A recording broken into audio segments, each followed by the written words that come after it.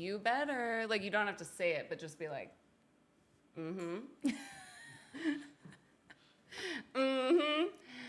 Hello, everyone, and welcome back to the House of Royale. This is episode 104. Woo! Which is why I brought a special guest. But before I introduce our amazing guest, I have a few announcements. Number one, April 2nd, We3 is coming to town. You guys know them from America's Got Talent. And guess who's opening for We3? That's right, Mortez. I want all of our friends to come out and support at this show. It's going to be so amazing at the Alpine. Wear your Mortez merch. Come screaming. Shannon went to one of our shows, and it was so cute and fun. So please be there, you guys. We can't wait. We have a new single coming out. It's called Purgatory. The artwork is right here.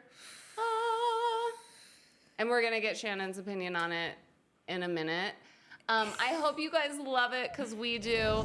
And then also patreon.com. That is the place to go, the place to be to support your local artists, okay? And that is how we keep this podcast alive. So I just want to say shout out to all the patrons since 2022, keeping the podcast alive. Go sign up. Support. We have songs on there. We have secret episodes on there that only the members are allowed to listen to. So it's definitely worth it. Go sign up. Merch.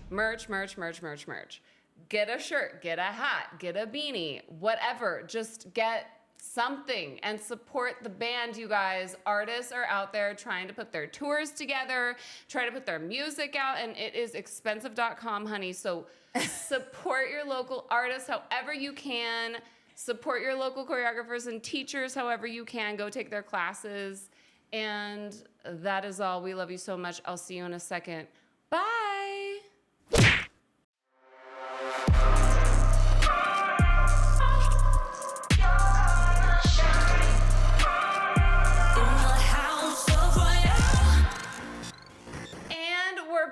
You guys, I can't believe I'm sitting, because I can't sit. I'm so excited. I just want to dance right now with her. I'm about to introduce our guest. She has been a professional dancer since like 20... When was like your first professional gig?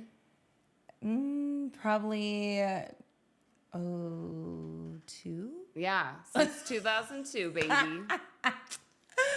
Right? Ooh, Certified. That was a great year. Oh my God, God bless Britney Spears. Rest in peace.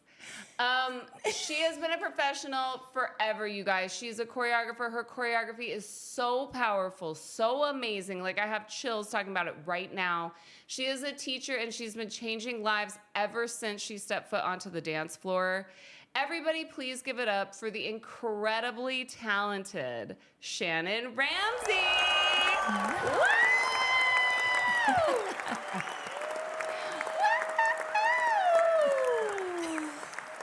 Yes. Applause. Shannon, you're here. I know. This is so crazy. We had a moment. So you guys, my mom, Sue Lehner, she had three dance studios, and Eric, back in the day, he had a different last name, but we'll just say Eric Ventura. He trained at my mom's dance studio, and now he's here in Reno, and Eric introduced me to all the dancers. But see, okay, I thought Shannon was one of the people he introduced me to, but Shannon was like, let me remind you who I actually am to you in your life, which is... Throwback to, I think it was 2000 or 2001 when we danced together. Oh my God. Yeah, on the same team. Yeah. Mm-hmm. That was brutal. That was. Because so my mom sold Dance Attack, for those of you who don't know, and we moved to Oregon. But her and I were flying back to the Bay Area for Teen Dance Company and then Stars Dance Company after that. So it was like, when I look back, I'm just like, as a teen, I can't believe that that's what we were doing. Yeah, and I was just in awe that I was dancing with all of you guys. Oh my gosh. Shout out to Darlene Easterling. Yes. She founded Teen Dance Company. And we were trying to be the most, because it was it was trying to be like this pre-professional. college. Yes, pre-professional, where we didn't really compete a lot, but we kind of did. And anyways, and had like choreographers that were like renowned and yes, classy and like world traveled. Interesting choreographers. Like, wasn't there someone named Carlos? Yes. I don't know who choreographed our hip hop though, because that's the only photo that I have of us. I tried to look back at photos from that time, and I only have a hip hop, and that's when I dressed as a boy. Right. Yes. Ahead of our time. Mm-hmm. Definitely. Mm-hmm. So, and then, okay, so Darlene's son, Brett Easterling, went on to be a dancer. Mm-hmm. Who else was in there? Sam. Oh, yeah. Sam is literally now still a professional dancer. He just did, Moulin Rouge. Moulin Rouge. He was in Moulin Rouge. I went to go see him in LA. Oh, that's awesome. Mm-hmm. So let's start all the way from the beginning first so that people can get to know you. Like, origin story, where you're from. I'm from San Jose, California. Ooh, ooh. Yeah. Shout out, Bay East Area. Side, San Jose, East Side. And so I grew up on the East Side, but high school, I went to Lincoln High School.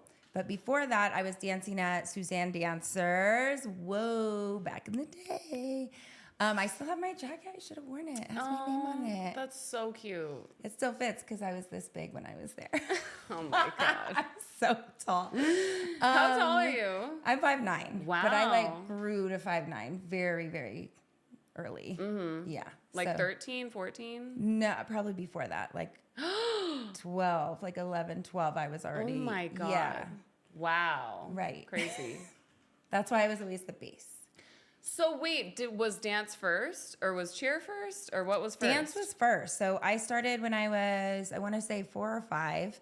And I think it was more so that I was just crazy and my parents just needed me to do something else. Yeah. And I saw my aunt actually dance in San Francisco in a parade, in a Brazilian parade. And it was amazing. And I was like, I want to wear that. I want to dance. I want to do that. And so luckily, every Friday night, we would go to pizza on Friday night. And right next door was Suzanne Dancers, Quimby and White, East Side. That's so cute. So danced there forever. And I never really was in the advanced groups until it was almost going to close. And then when it closed, everybody went over to either Dance Attack or they did their high school dance teams. I don't even know about this. This is so, like, the animal that was dancing. I just was Sue's daughter. Like, I swear to God. Sue's daughter. Like, and.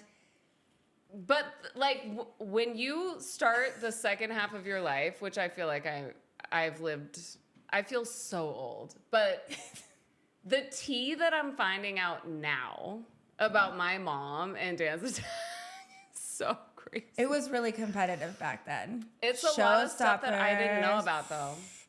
Ooh, it's just this big rivalry. And I couldn't get myself to go anywhere else because I wasn't really close with anybody at Suzanne Dancers. Like I didn't really fit in. I was just like an awkward, I worked really hard.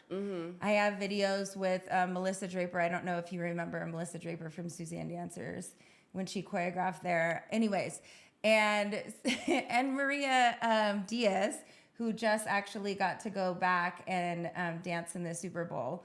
She was the first, yes, listen to this. Oh my God. So she was the first, we did Ready for This, and we had like a little like tiny jacket, teeny tiny booty shorts. I don't even know how old I was, but we had to do jazz walk, booty, booty. And I was bright red. Like there was not many white girls at the studio. And I was bright red because I was so embarrassed. But she had us do that. And then I just see that she was just in that halftime show. Wow. With Bad Bunny. I'm oh my God. Okay. Like right next to him.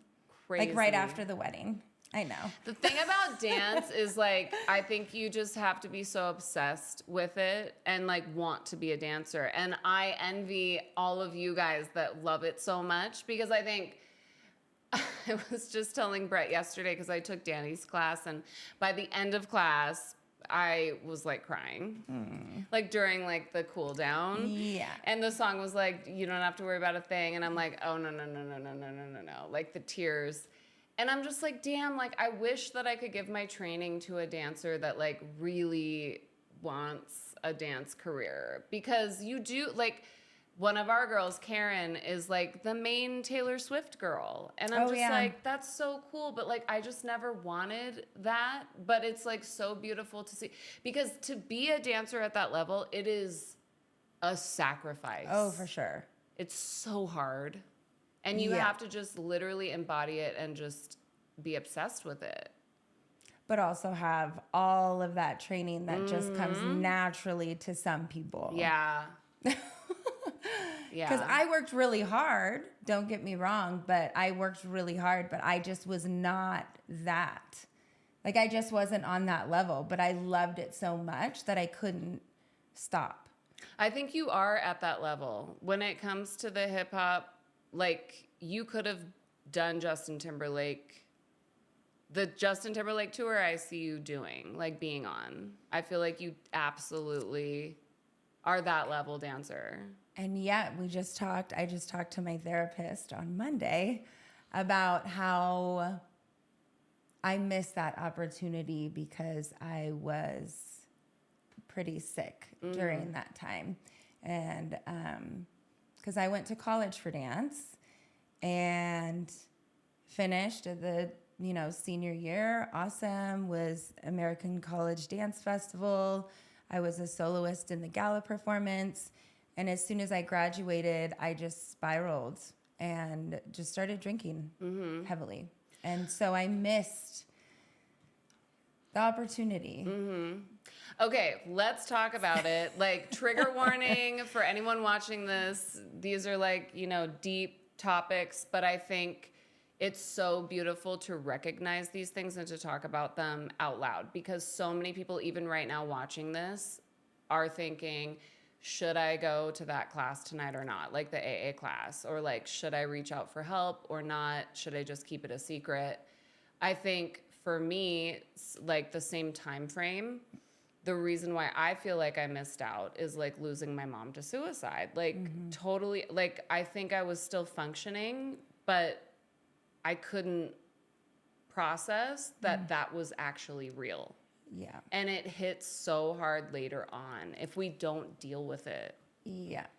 So do you want to talk about like just kind of, for anyone listening, like if you're dealing with the same thing, or like maybe your kids are struggling with the same issue, like just your journey with it and how you got help? Yeah, I feel like it all started actually in high school. And so my senior year of high school, I was not allowed to be on the dance team because I had gotten in trouble for drinking. And that's why I was at Teen Dance Company, is that was my only outlet to dance, and I couldn't be on the dance team at the school. And I was actually in rehab, outpatient during that time, and it was going okay. Like, I think it was fine. I stayed sober for like 7 months, and then you just think that you can like smoke weed or like have a little Smirnoff Ice, like those little drinks, and it just kind of, it didn't pick up right away. I went to ASU, started dancing there. I didn't really fit in. And then I moved back to San Jose to finish at San Jose State. And again, I was like in this dance world, and I was learning so much. And at that time, I think I had been taking all of these different classes from amazing people, but I just started partying more. I wanted to check out more.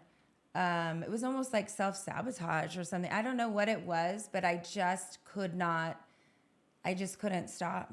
I think also I want to bring up the fact that we are millennials, and that time was extremely toxic. The way that women were viewed in TV, film, show business, like the narrative for girls like us per se, who are like dancers and wearing sexy outfits and da-da-da. I think like subconsciously there was a narrative, especially for me, stepping foot into the pop music scene.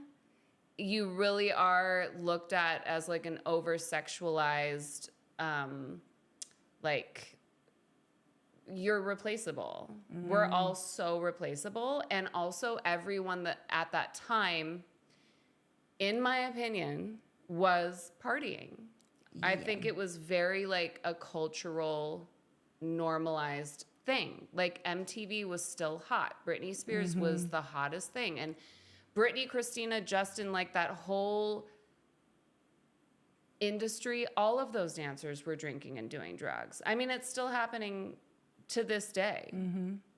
Not everyone. And like, shout out to all the dancers who are sober and fighting to stay sober. Like, big love to you because it's really hard to stay sober in that world. So I just want to give like grace to all of us that grew up in that time because it was severely toxic. Literally toxic. Yeah. But I also was, once I graduated, that's when I kind of isolated. So that's where it was kind of like, I didn't know where to go because I was already older, right? Like I had graduated college at maybe like 24, like 23, 24. So I was on the older end of a dancer to be in the professional world. So moving to LA kind of felt like that's not it. Like, what am I supposed to do? But that is what I'm talking about. But that's what I'm talking about is all of us, like when we turned 23, 24 in that time, everyone was like, it's over, honey. Over. You're done. Shut it down. Shut it down. Where today's standards, I know. It's so different. And it's refreshing.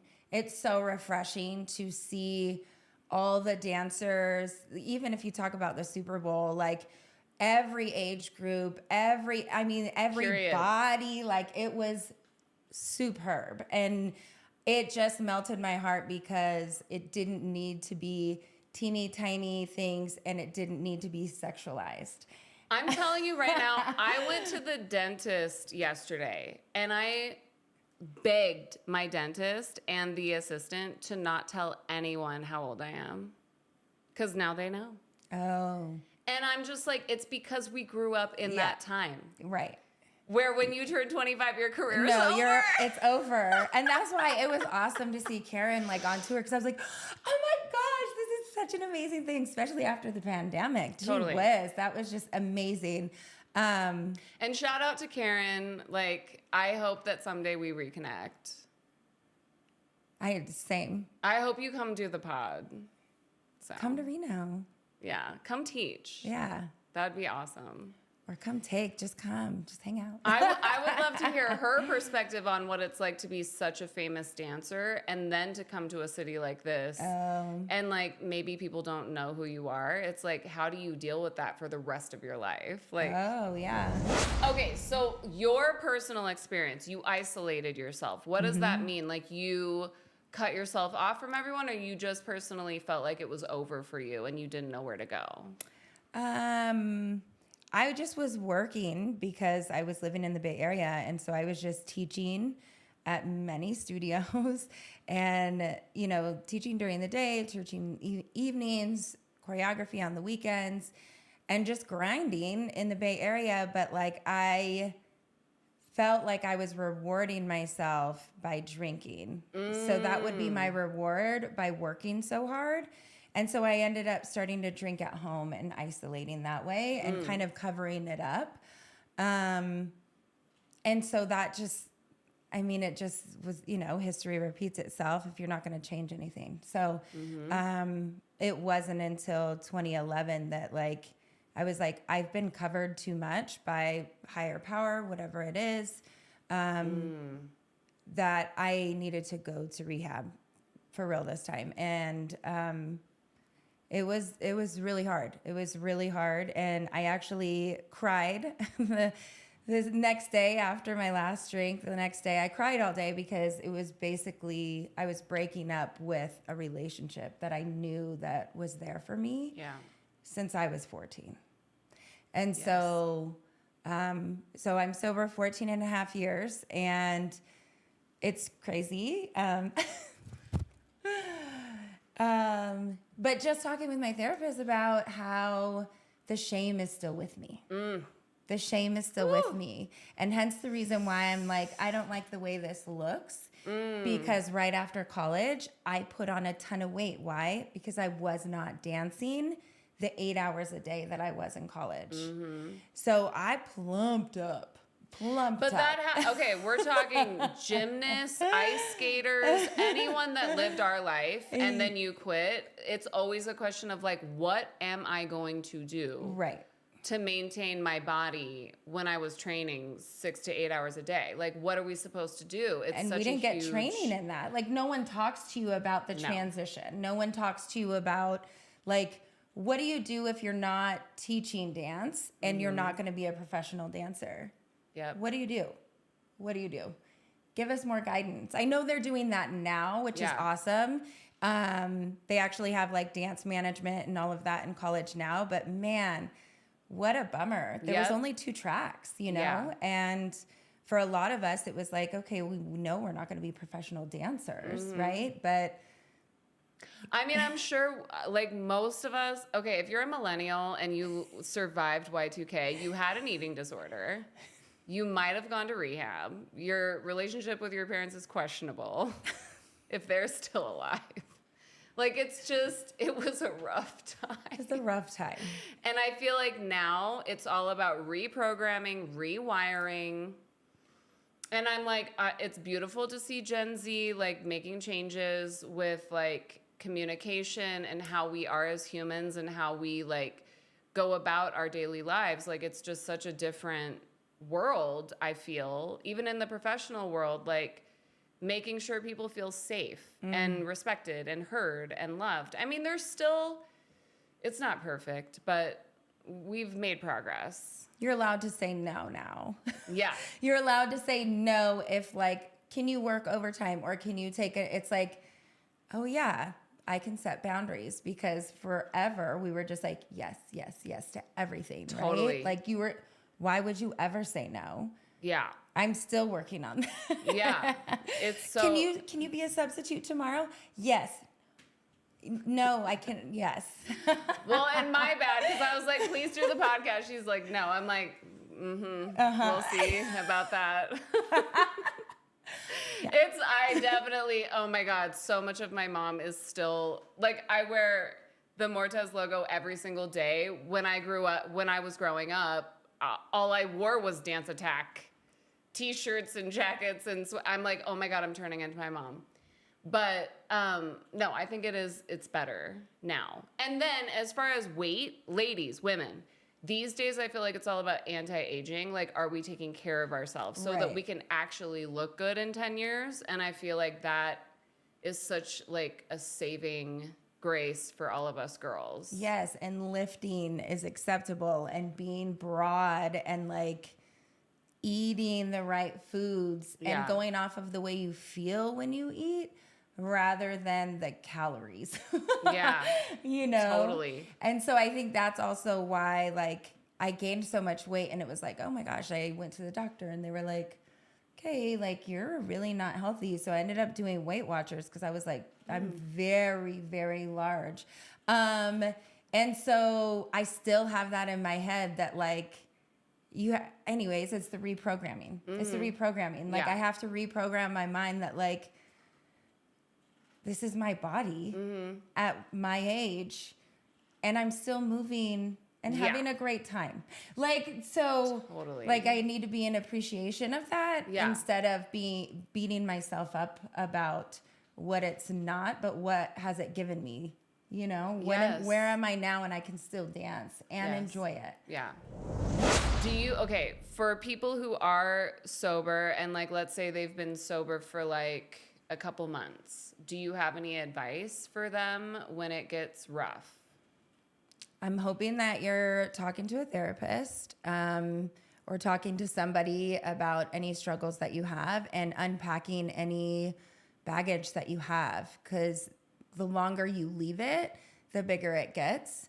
And it'll come and get you. And so I am constantly, like, freshening up. I usually say that, like, when I am going through a really hard time, I'm like, okay, it's time for me to get on a weekly schedule with my therapist because this is not feeling great. Not that I'm triggered, but I don't have outlets like other people have to smoke weed or have a glass of wine to relax. Meditation is hard for me. Yeah. You can only do so much yoga, and and I can't always go to a boxing class or something physical. I can't always go to U Jam. So I need to talk that out so that it's not coming out in a different way and I'm not taking it out on other people. Yes. So if you're at the beginning stages, please get help. It's out there. They have AA classes. They even have classes. They have AA meetings online, anywhere. Just talk to somebody. I didn't talk to anyone until it was like, yeah. And so... And also the thing that I love about you guys out here is getting a friend group that is also sober. Like your sober friends are going to help you through those rough times. Yes. Even if it's one or two people that are also sober, like find them and keep them. And supportive friends that even if they do drink here and there, that they're supportive and they respect that that's not in your lifestyle. Yes. Anymore. It's such a rough thing. Okay, so I got sober in 2012. And I feel so lucky because I was so sick. Like I would get so sick and it would take me a week, sometimes 2 weeks to fully recover, like if I drank too much. And so I just couldn't do it anymore, especially if I wanted to sing. It was like, girl, if you're going to try to be a singer, like you're dying. You're in bed for like 3 days straight. What do you think? Like, you can't do this to yourself. So I feel like that saved me because every time it happened, I'm just like, I'm going to die. I'm ruining my career. I'm taking opportunities away from myself. And for what? But it was the same thing. It was like, what am I supposed to do when I'm sad and depressed and I don't know how to get through these emotions? And you just want to numb. You just want to numb yourself. Yeah.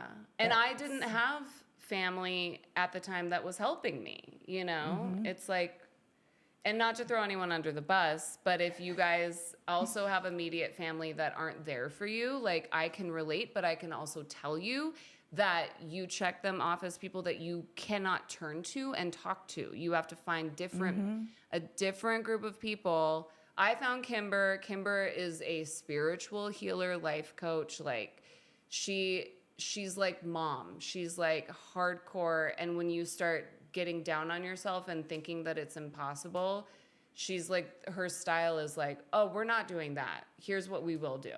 And like, just get in with like the to-do list and like all the shit, the tools. So she like saved my life. But I had to stop drinking because my body just couldn't handle it. So I feel really blessed. But it was really hard because I had to then figure out how to survive without it. Same thing. Yeah. So, but shout out to all of our sober girlies and boys. Yes. And however you identify, we love you. And if you are thinking about getting sober, we fully support you, and I think it would be a great idea. And then that leads me to the next question, which for someone like me, I actually want to know the answer to this question because I am repairing my relationship with dance. But why is dance so special, and how does it help people? For me, that's probably been the most stable relationship that I have had in my life. And for people who have never danced before, that's really where I'm going. Like if people go, oh, I don't like to dance. It's not, the freedom in movement gives you some sort of, I don't even know how to describe it. It's on another level when you let yourself breathe in it and you move through it instead of thinking of the choreography or the pointed toe or whatever it is. Like when you go and take a class, if you are literally in that moment for yourself, that's your class. Take that class for yourself and let go. Let go. I've always said, like, feel the ground, feel the air, and make rainbows with your body. And I do that, and I say that a lot because I want to be present, and I want to make sure that whatever my impact is in the world, it's a positive one, right? And so for me, I have to also be in that genuine, like, happiness, right? And so sometimes it is like you're pushing through the movement because you're so upset about something, or you're crying through it, or even if it's just rolling around on the floor, movement to me can be medicine, you know? Yes. Okay, I'm going to put it right here. It's this type of therapy, somatic. Oh, yes. It's so similar to that. Yeah. Truly. It's just letting out, like, anyways, so for singing, like, I cannot sing. I tried my best. Oh, please. I know. Everyone can sing. I took many lessons, and even my husband was like, okay. I got you, Rick. I got you. Rick, not Ryan. Right. .com.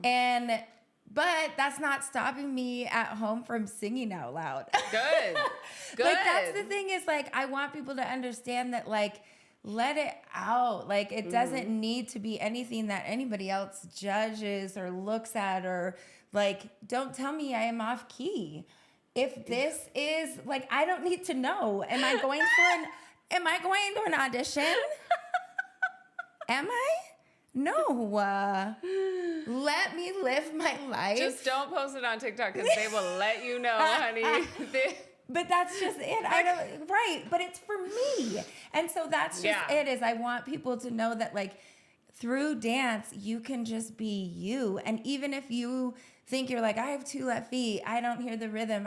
They said that I can't hear the beat. It's like, and let's talk about that, because I think it's so crazy that, and I mean, look, you guys, I am not a professional dancer anymore. I was trained to be one, so it's still there in my body. Like, I can still do fouettes, I can still run it down on, like, an advanced contemporary combo.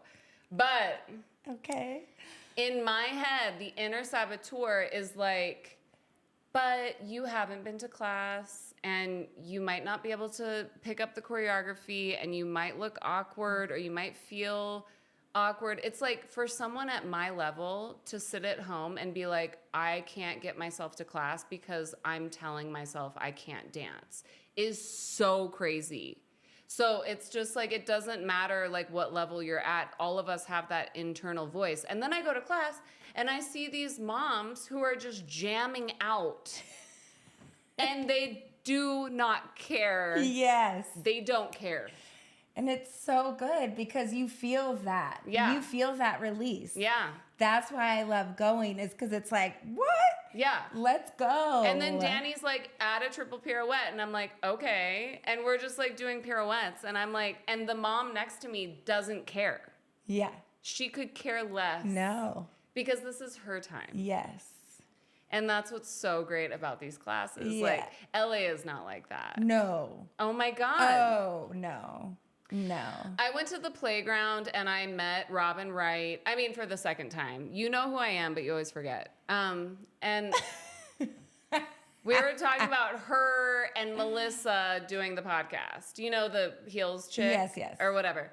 And I'm just like, I know they're going to ask me to come take this class. And I was there that night and she was like, oh my God, girl, you look like you're ready to go. Like, when are you taking class? And I'm like, totally. Yeah, right. Like, no. And I know that I could be one of the top girls in that class, but I just could not bring myself to do it. Couldn't bring myself to do it. No way. Because it's just too much pressure. It's like, I have to be the girl that I used to be when I was 15, 16, 17 years old, or else I'm not doing it. And it's like, guess what? We're erasing that narrative. Like, guess what? The past is the past, and we're living in the now, and you only have this many years left. So, like, go live. Yes. And like moving from LA to Reno is giving me this feeling of like, it's okay now. Just go. Like I drove myself to Danny's class last night. And I'm like, oh my gosh. And I'm going to drive to your class too. Yes. Which is like, and I'm saying this to you guys because I just want you to know that it is possible to get over like our deepest fears. Like the deep, deep stuff that we feel like we're never going to get over. Because sometimes it's like the things that we love the most, we stop doing because it's just too painful. And it's right. Like, no, like, let's find a way to like fix that. Yeah. And the people that come and the people that have been attracted, like that I have met here. Because even before I moved here, I already looked up who I wanted to take from, and Eric was one of them. And I messaged. I didn't even know we had danced together in 1993 in LA. Shit. I had no idea. He busted that out. He actually brought out all the pictures. I was like, oh my gosh. But he's the best. He's the best. His Oh my gosh. Eric remembers everything. Yes. Goodness. He picks up right wherever you left off. Like.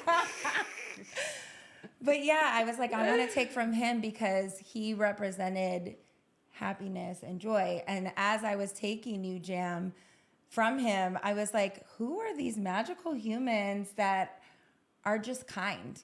And I feel like that is very important. Like that's important to have. Like you can go to classes, but I think it's also like the people that you're going to be enjoying it with. And the instructor brings those people. And so I don't know.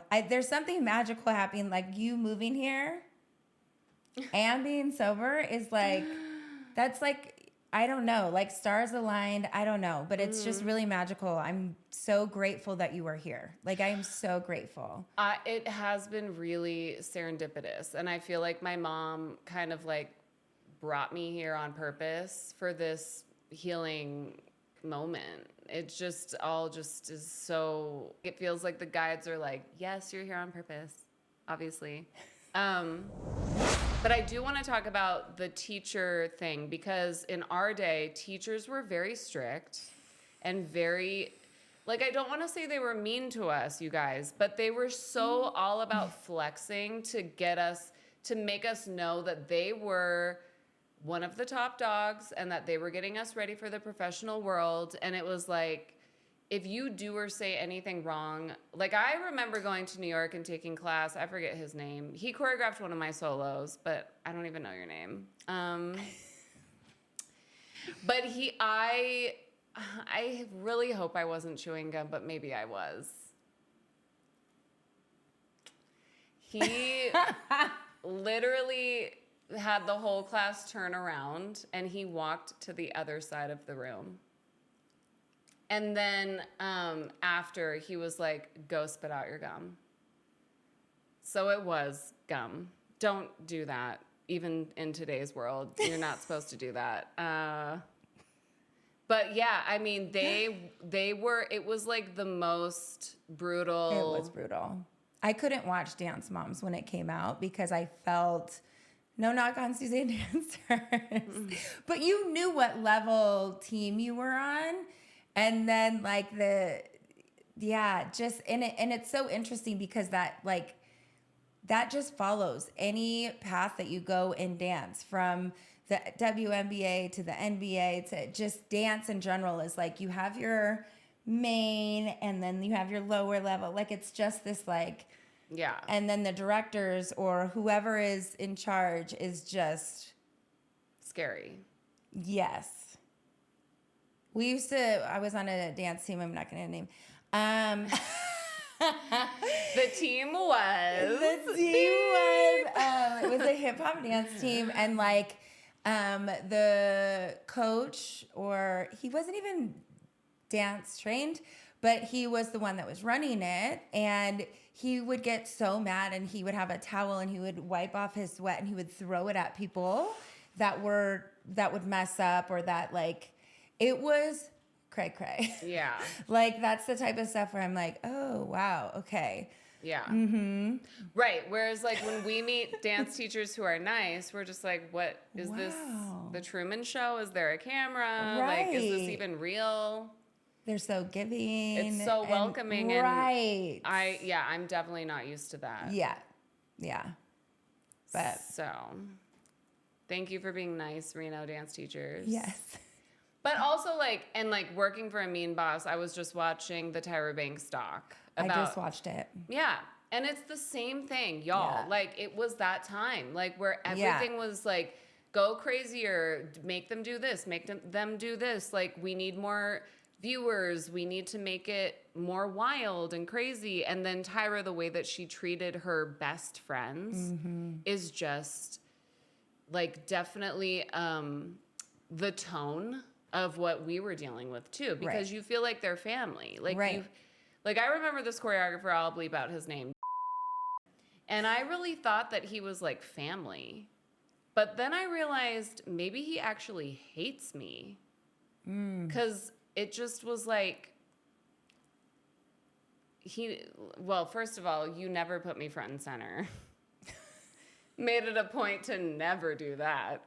And then I won a scholarship and I was in LA and he was one of the choreographers for the showcase. And it was just like, okay, you're going to be one of the flexible girls. And I had to like pretend that I was flexible and pull my leg behind my head. And I felt like he was abusing me on purpose and just not kind to me. And after that, there was like no continuous friendship or communication. It was just kind of like, you're just another dancer, like, get away from me.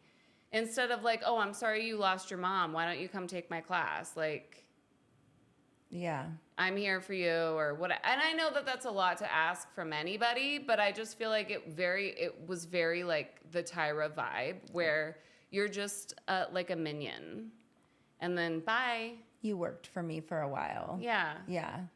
Whereas like now I feel like it is different, even with Taylor Swift, the way that she treats her dancers. Yes. It's such a beautiful representation of like how we should be treating 100%. 100%. performers. Right. So that being said, this is probably why you love to teach. I love it. And I think it's also because I've learned from, I got to go to something called Philadelphia Legends. Does anybody know this? Please, Philadelphia Legends. The Legends of Hip Hop. In Philadelphia. I got to go 2 different summers and I got to just learn from like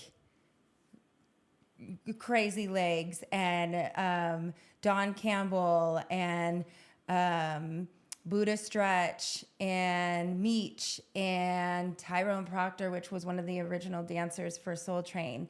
And so like taking these classes from legends, Rennie Harris,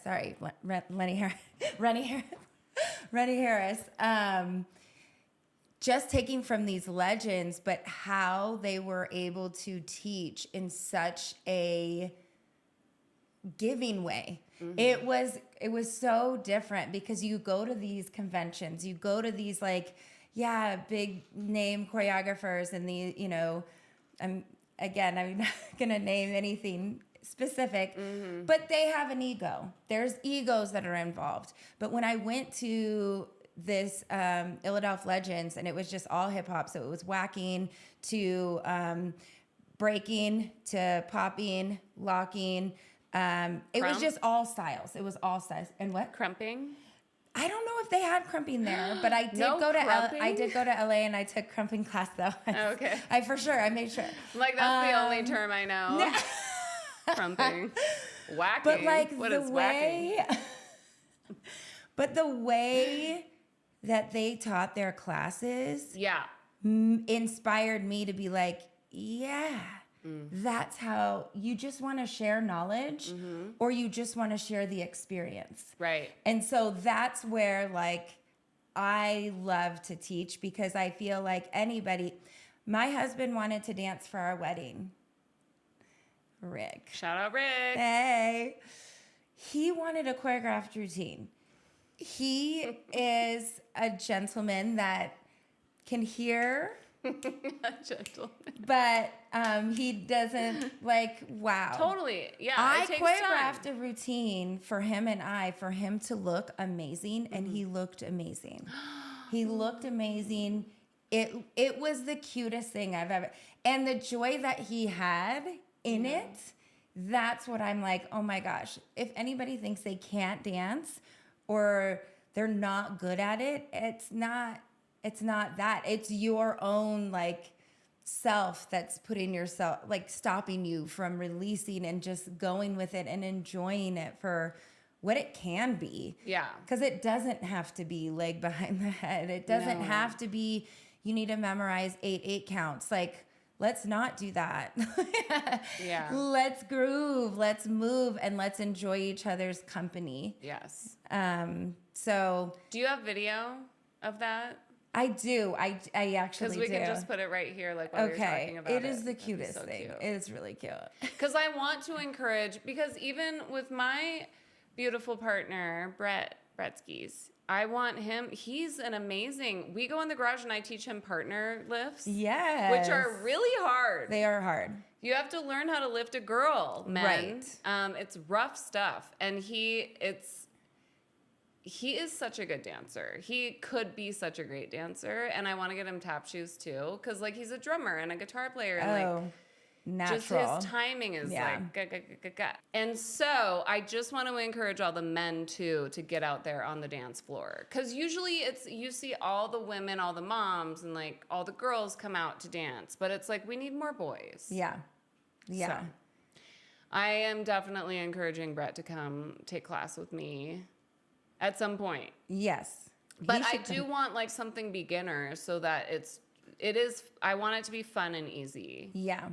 Because the UJam stuff is like super cute, but it can be a little bit advanced. Yeah. I think Saturday will be great. Okay. I'm serious. Okay. I really feel like the lighting there is dark and nice and just gooey, and what I'm going to be teaching is a lot more grooves and less choreography, but more about finding how you can move with just easy steps. I love it. Yeah. Okay, cool. Yeah. We need to wrap up this interview, but I want to know like one of your favorite dance memories, being on stage or like performing at an event, and then also any dance celebrities that you have met. I mean, Tyrone Proctor was like, I like nearly died. Shout out to Tyrone. Oh, well, rest in peace. Rest in peace. But favorite dance memories. When I danced solo in the gala at American College Dance Festival, I don't know what it was, but I felt like my grandma was with me. Wow. And it was really magical. And then I got to do it again for our graduation, and the lights went out in the middle of my performance, and then they came back on for my solo. And I was like, oh, that was my grandma. Yes. But recently, I would say this is a funny one. My sons, I have 2 sons, 6 and 8, Anderson and Wilson. And they are hyped up all the time. And Wilson actually was in a recital when he was 4, and he did a little tap number. They don't want to dance anymore, though. Okay, I right? was Because gonna ask. they already know what they're doing, right? Oh, I see. But one of my favorite memories is actually not. I think it was like 2 years ago. For New Year's, we went upstairs in our like dance room, and we got glow sticks, and all 4 of us, Rick and Anderson and Wilson, we were all freestyling. And to see my sons so full out, and I mean like floor work. Oh, they do the thing, and they don't even know what they're doing, but they're doing the thing. I love it. So full out, lights are off, and the intensity in their eyes, like I thought I was watching like a competition. Oh my They were all God. in there, and I was like, and you know, Rick's floating around and having a good old time, but like that's where I went, yeah, you know what to do. Like you don't need to take class. That's okay. Like, you do you, because they're so happy in it. They're so happy in it. Like, why would you want to change that? Yeah. Yeah. And so I know that sounds really cheesy, but I really, It doesn't I might need at to send that video to you. It's so cute. I would love Ragey. to see that. So crazy. It's so true because once you put the structure on kids, it's like a whole shift. It's an expectation. And even with a mirror, like seeing what you're supposed to look like, it's a lot. And so just seeing them in their raw element and just so full out, I'm like, oh, dang, okay. All right. You inspired me. Let's go. That's so amazing. Also, I feel like, the myth about having to be 2 or 3 years old and like you have to start training when you're 2 or 3 to be a professional dancer. There's so many success stories of kids that don't even start until after high school. Mm-hmm. And they love it even more because they didn't have stage parents that ruined it for them. So if you want to dance, do it, baby. But also, if you want to have a real career and make money, also do that. I was going to ask about your boys, but that's amazing. That's incredible. And they're so young. They're so young. And I think that's what's hard about, wanting to get back to teaching because I don't want to take anything from them. Yeah. I want to be there when they do anything. I want to watch them do, like last night, I was at gymnastics for 2 hours watching. Cool. So they take gymnastics on Tuesdays and Thursdays. Gymnastics Nevada. Ooh, yes. But yeah. Do you ever get out on the trampoline or the? I want to. I've asked them to do adult classes. So I want to. Yes. Brett and I want to get on a trampoline and tumble. Yeah. Let's go. Be fun. But yeah, I don't want to miss out on their stuff because I want to, even if they don't do like the most magical thing, I get to see them afterwards and see how they felt about it, how they felt in class, how they felt about their coach, what did they feel like they did that was awesome, or just watching them and how they're becoming just such great humans because they're so respectful at 6 and 8 that they don't goof around, right? And they're not like, I just am like, wow, you guys, thank you. Like, this has been hard work. And you're doing it. Like you're awesome. I hear a lot of parents talk about how their kids teach them. Do you feel that way? I do feel that way. I think that just the other day, my son at 8.5 told me, Mom, you're doing the best that you can, and you're the best mom for me, and gave me a hug. And I went, oh my gosh, you can articulate things way better than I could even at early 20s. Yeah. Right? Like to articulate that in such a hard moment, because I was already crying and saying, oh, buddy, I've just been thinking about you and I've been worried about you. And he's like, I know, Mom. You're the best mom for me. I love you. Like, it was just this like, whoa,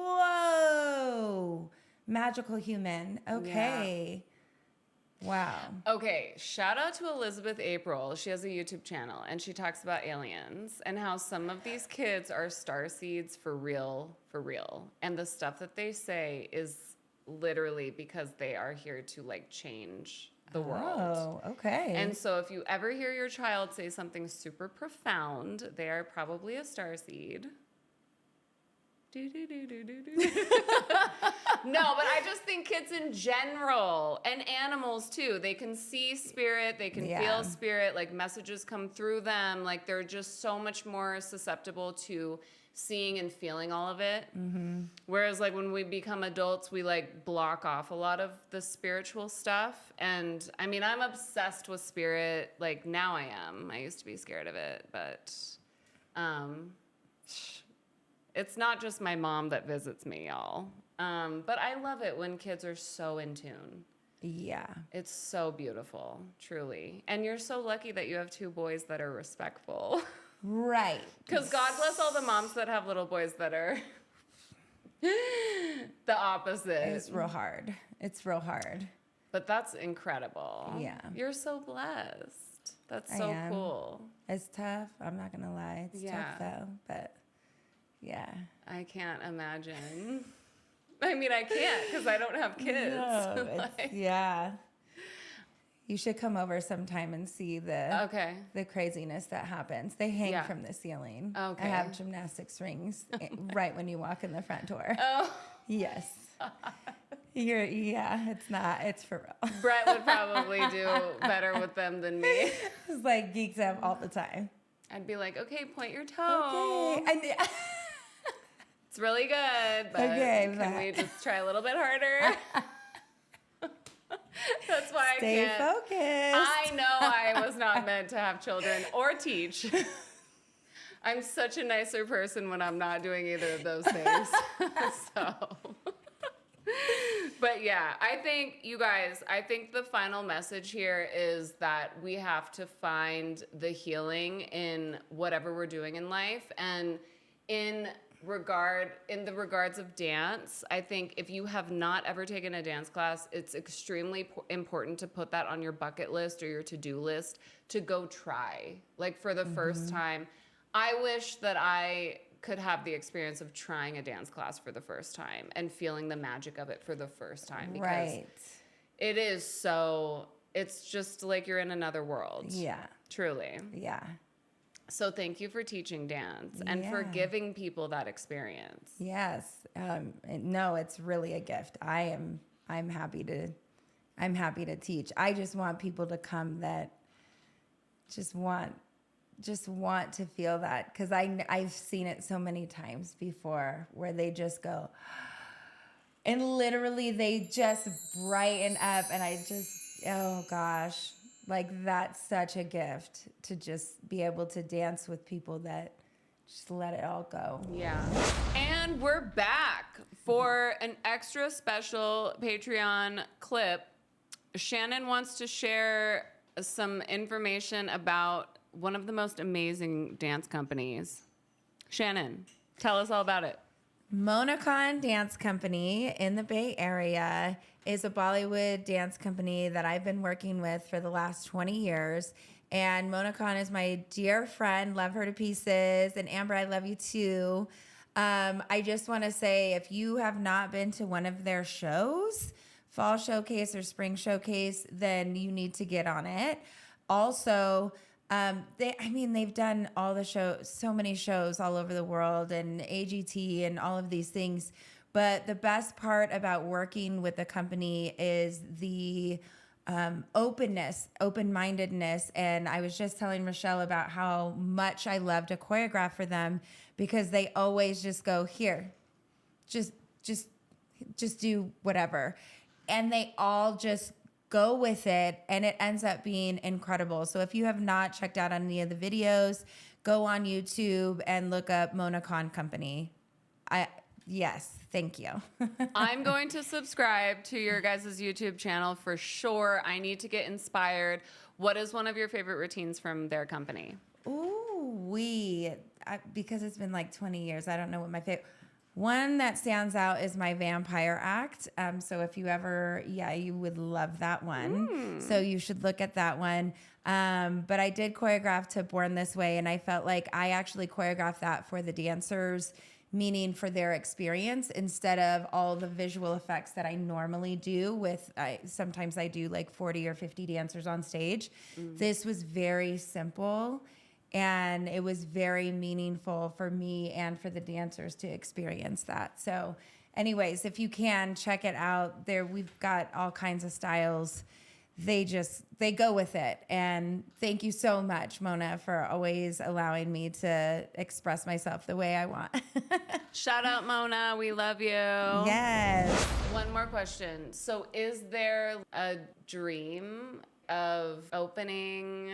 Are you allowed to talk about this? Okay. Are you manifesting anything right now? Yes. Okay. I would like to manifest something that would be really magical, and it feels like that is where we're flowing. Okay.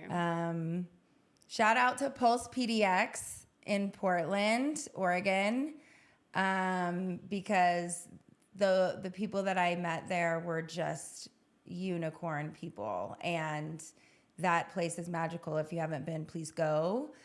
Yeah. Okay. Yeah. Enough said. If you're manifesting a dream, just believe 1,000%. Visualize it. Do you have a vision board? I don't. Okay, Okay, let's all get a okay. vision board and let's put the words and the imagery of what we want, and let's visualize it every day and just know it and believe it. Because if you're feeling it that strongly, it's coming. And it's the year of the fire horse, which means everything that we've ever wanted is materializing right now. Okay. So jump on that horse, light the fire. We're going to pull a tarot card. You guys, this is Christina Ricci's tarot deck, Cat Full of Spiders, and we are going to read the Star card, which is a major arcana card in honor of Shannon's... My grandpa. Okay, so he's here right now, and he used to call you Star. Yeah. Shout out, Grandpa. Okay, let's read it. He would call me Little Star, and so I've just always loved stars. So when you turn to this page, it kind of freaked me out a little bit. Ooh. Yes. Okay, the Star The card. Star card. Upright, the witches became lost in despair when the warlock knights transfigured them into cats, and their kingdom fell into ruin. But hope eventually came in the form of a heroic April. You've just suffered through a devastating collapse and are wandering through rubble, wondering how to rebuild your life from here. The star is a reassuring sign that things will soon fall into place. Trust that the painful ending you've recently experienced was for the best. Better things lie ahead. Ooh, gee whiz. And then in reverse. Okay. Are you feeling as hopeless as the cat witches who can do nothing but watch their kingdom crumble? Reverse, the star suggests that you've been stagnant in your melancholy for too long. You've suffered a devastating collapse, but don't allow despair to eat up your future. Pick yourself up from the rubble and dust yourself off. Move on from this devastation so you don't miss out on the bright future destined for you. Yes. Woo! Okay. That was a lot. Yes, Jeez. you guys, this is your sign. If you weren't sure if you felt like you couldn't rise from the ashes or crawl out from under the rubble, this is your sign, baby. Go out and get it and win big, because it's the year of the fire horse. So go get it. It's already in your vortex. It's here for you. It's waiting for you. Just go and get it. Woo! Yeah. That's heavy. All right, well, welcome to the House of Royale. That's what we do here. Change lives. Tell people's fortunes. Shannon, thank you so much for being here. And for wearing the Mortez merch. Of course. Woo! Of course. And what do you want to say to the people as your final message? Be open, be free, be you. Come on Saturday and let yourself just be you. Like, just be you. Woo! Yes. We love you guys so much. See you later.